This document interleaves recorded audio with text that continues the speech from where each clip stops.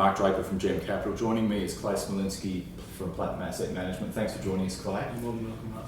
Jeff Bezos, one of the richest men in the world, who's the founder and CEO of Amazon, which is a $600 billion US retail gorilla. Are they going to wipe out retailers as we know it? Yeah, I think it's a very interesting situation. So first I'd put some context around it. So retail as an industry has always been going through some sort of disruption over the last 100 years.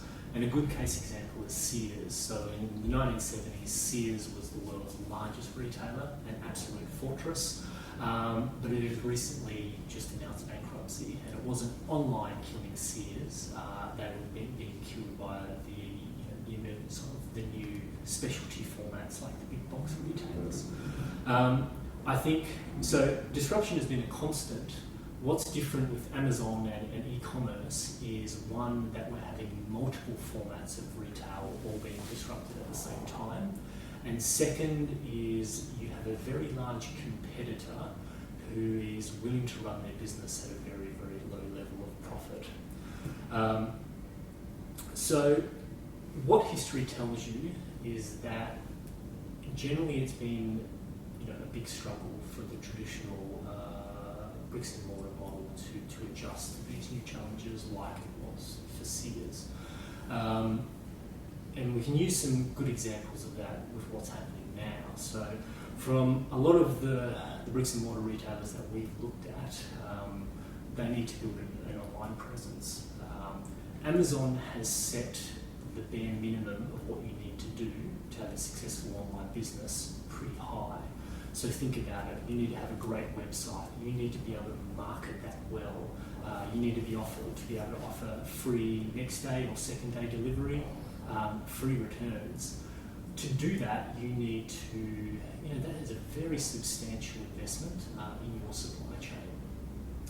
And what we've actually seen is for the traditional retailers who have actually had success, like they've done all this hard work and they've actually got a viable e-commerce platform, what we've seen is that generally the sales they gain from online tend to just replace the sales they're losing from their brick and mortar stores. So in effect what you've done is added a huge amount of new cost to your business for no additional sales revenue, and that's not a great thing for your profits, and it's not a great thing for investors. So we would be with the majority here. We think there will be a lot of retail floor space that gets closed. And so how are you looking at it when you're assessing investments in the retail space? You've mentioned there's the actual space, as in the shopping centres, but there's also the retailers themselves. So how's Platinum assessing that? Absolutely. So what are we doing in retail? There's a few angles to this. So the first is we actually are shorting a number of these traditional formats.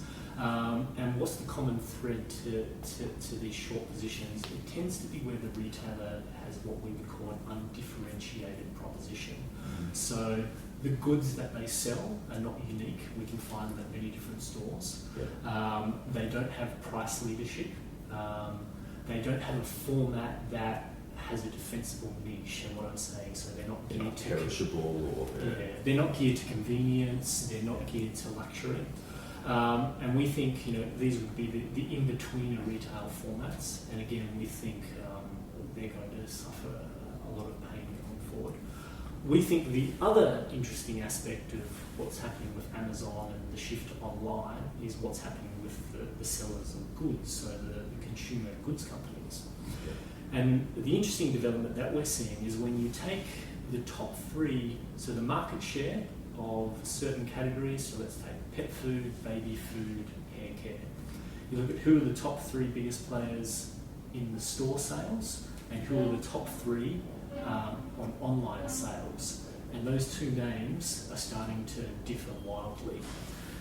So historically for the consumer goods companies, retail, the shelf space was the part that was in short supply. So the big consumer goods companies could demand shelf space, and that embedded their market share. When we move to the online environment with Amazon, suddenly the shelf space is infinite. And that's opened up a lot of opportunities for these new companies that are coming in with a far more niche product, getting good reviews, doing viral marketing, and suddenly they're the brands that are popping up on Amazon's first page. And we think that brings up a lot of opportunity, both in investing in some of these newer companies, but also questioning the durability of some of these consumer products and franchises. So it's not all doom and gloom, it depends on which angle that you're actually looking at it from. Exactly. In all of these transitions that we've seen, there are always big winners and losers. Clay, that's fantastic insights into something that is coming that we're seeing here in Australia and beyond. Thanks for your time. You're welcome.